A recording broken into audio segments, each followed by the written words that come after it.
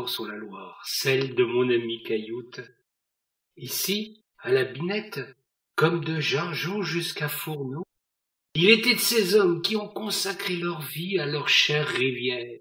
Pêcheurs, passeurs, tireux de jarres, braconniers, buveurs, invétérés tout autant qu'amoureux fous de sa Loire, j'ai eu le bonheur d'être son matelot, d'apprendre Notre-Dame ligère en suivant son enseignement.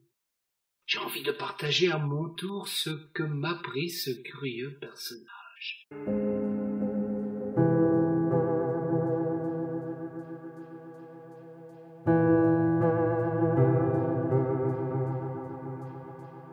Mon père était médecin-major à l'hôpital de la Madeleine. C'est là qu'il a croisé sacré Lascar, et qu'il l'a soigné même. L'autre venait de se faire suriner, planté à coups de couteau, par un de ses comparses. Oh, la bête était rude. Il survécut, et pour remercier celui qui l'avait sauvé, il proposa de m'enseigner la Loire. C'est ainsi que je devins son matelot. Moi, fils de bourgeois, je fis connaissance avec le si pittoresque petit peuple de la rivière.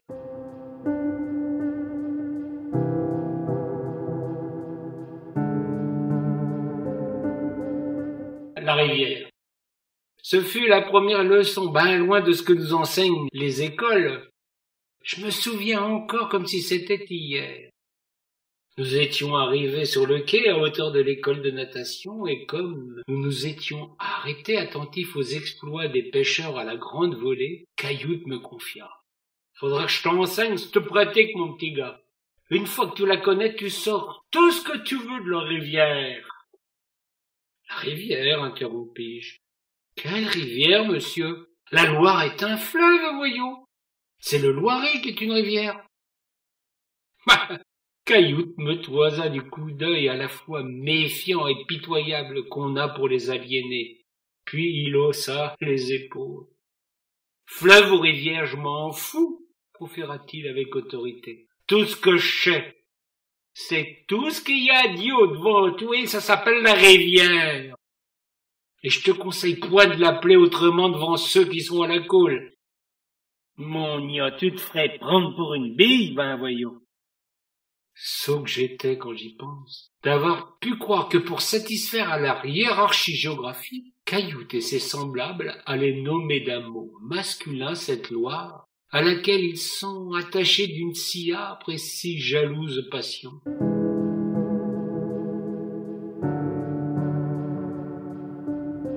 Maintenant qu'ils m'ont appris à dire « la rivière » avec leur accent chantant, en insistant sur le son ouvert jusqu'à en avoir la bouche pleine pour savourer la douceur de l'eau vive. Jusque dans son nom, je revois tout le chemin que je parcourus jadis sur les traces de Cailloute, toutes les étapes délicieuses et délicates de mon initiation. L'apprentissage fut truculent, drôle, passionnant. Je découvrais un monde qui vivait en marge des terriens, des cutéreux et autres bourgeoisiaux. Il existait alors une confrérie, une noblesse de la Loire à laquelle Cailloute m'invita. Des gens pas toujours très honorables, capables des pires extravagances, des folies et des abus en tout genre. C'est sans doute à son côté que je devins un peu rebelle comme la belle sur laquelle nous passions nos journées. J'ai appris à son contact avec une gourmandise folle. D'abord, à connaître par le cœur ce vaste paysage plein de ciel et de vent au milieu duquel divague la Loire. Ce paysage que je n'affrontais qu'en de rares circonstances dans de sages promenades autrefois, et qui était pour moi désert et comme schématique avant que je le connaisse. Cailloute sut à la fois l'agrandir démesurément et le rétrécir à ma mesure. Grâce à lui, toutes ces étendues vides devinrent fourmillantes de noms, et j'eus tantôt fait de distinguer par leur nomenclature ces grèves et ces rios monotones, où les yeux des profanes cherchent en vain un détail. J'appris avec ravissement qu'au débouché du pont de Vierzon, le faux bras de l'île Charlemagne rejoint la Loire en un lieu dit l'Amérique. et qu'au cabinet vert succède l'orbette. À l'orbette, le carré. Au carré, le port. Outre les mouilles, qui tirent la plupart du temps leur nom de pays riverains, je sus les appellations plus secrètes des cales, et là où les termes manquaient, je pus, comme les mariniers, caractériser les régions de la rivière par des particularités de son cours ou de son lit. Je discernais les roches blanches, les sables mouvants, les failles, là où je n'avais connu auparavant qu'un fleuve, pour ainsi dire, anonyme sous un trop grand nom. Cette extrême précision me donna le sentiment des distances que j'évaluais mal autrefois, et me fit comprendre l'ampleur réelle de ce paysage dans lequel se limitaient les regards. Mais aussi l'immensité se trouvait répartie en cantons, et à chacun d'eux vivait pour moi une vie particulière grâce au jarre, au sable des grèves, à l'odeur du vent, à la couleur de l'eau. J'érigeais ceux que je préférais à l'exclusion des autres en autant d'empires chimériques dont Caillout et moi étions les souverains, et que je peuplais d'imaginaires aventures, comme si ma vie nouvelle n'avait pas offert d'aliments suffisants à mon ardeur. Car désormais, durant mes loisirs, je ne quittais guère Caillout.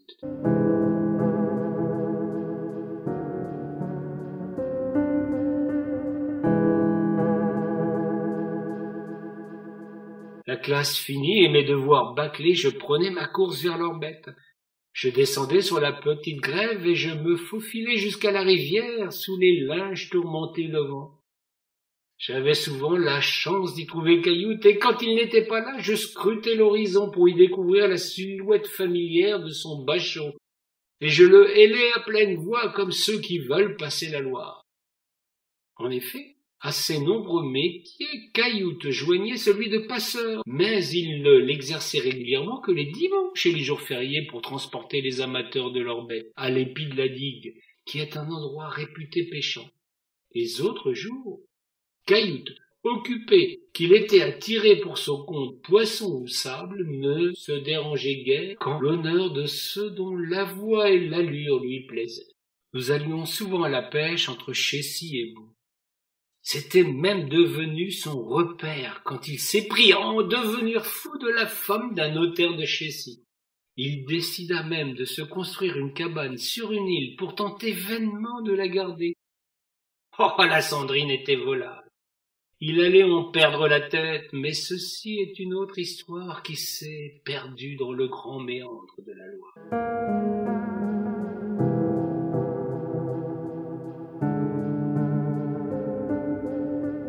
Caillout m'emmenait aussi dans les grèves qui s'étendent de l'autre côté du Dhuy. Semées de flaques et coupées de rios, balayées par le courant d'air de la vallée, elles donnent l'illusion de la mer. Une odeur de marée s'exhale d'elles. Au-dessus, les mouettes font entendre leurs cris rouillés. Des courlis emplissent par intervalles leur lointain chant nostalgique. Et sur le sable, les mulettes, qui sont des moules d'eau douce, tracent de capricieux festins à la recherche de l'eau qui baisse. Nous faisions de longues et feignantes promenades, arrachant nos semelles des profondeurs du sable, sous un implacable soleil. Caillout expliquait encore la rivière. Tu vois dans ces flaques, il reste des poissons surpris par la décrue, brochets, perches, blanchailles, une vraie réserve pour bracot. Tu comprends, pour les poissons, pas moyen de cavaler. Tout ça se boulotte, tu parles d'une bataille jusqu'à ce qu'il ne reste que les plus gros. Ceux qui échappent peuvent espérer pour s'en sauver un petit mouvement de creux, sinon les mouettes viennent les crocher. Les anguilles sont plus fines. Quand elles sentent que ça risque de mal tourner, elles partent à la fraîche de la nuit pour rejoindre le grand courant à travers les grèves. Je l'aurais écouté des heures. Il savait tout de sa rivière et me la donnait en héritage.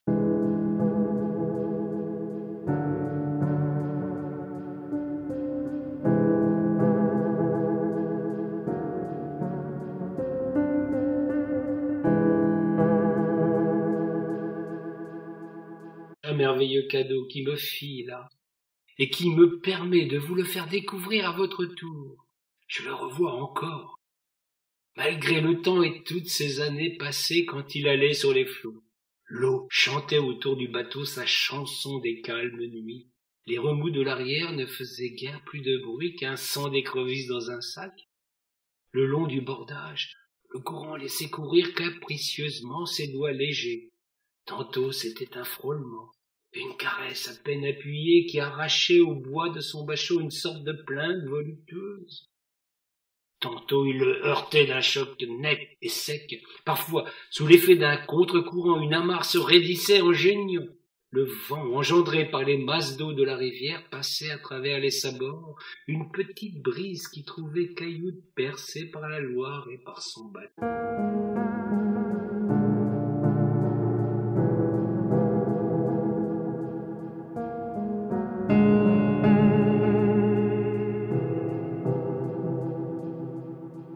Mais la rivière n'est pas que fille dolente. Elle a aussi ses colères, ses emportements. Et là encore, mon professeur n'hésitait pas à me mettre à l'épreuve d'une Loire en furie. Un jour, la Loire se mit à monter, lentement d'abord, et comme sournoisement, rongeant peu à peu les grèves et bouleversant leur géographie connue, avant de les effacer sous sa nappe égale. Sur les bords, les enrochements étaient noyés et l'eau léchait déjà les herbes sèches de la digue. Les premiers moutons apparurent, avant-coureurs d'une forte crue. Cailloute vit se coller à son bachot leurs flocons de mousse jaunâtre. Là-bas, dans la lointaine Auvergne, la Loire avait atteint le niveau du banc de kaolin que son vif courant bat en neige. Il emporte alors à sa surface ces grumeaux, pareils à de la crème fouettée, qui finissent par couvrir jusqu'à l'horizon l'étendue entière des flots.